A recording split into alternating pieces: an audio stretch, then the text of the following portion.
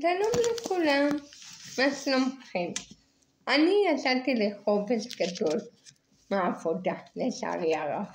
אני לא אוהבת חופשים, אני אוהבת לעשות דברים.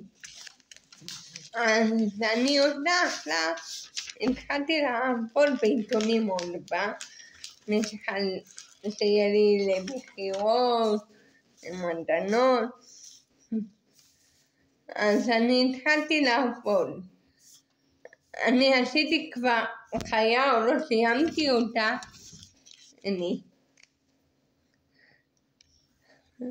ואני בדרך עוד אחד או לא דפוק. ואני מקווה שיהיה לי מספיק חיות ואני לא אהבתי באמצע.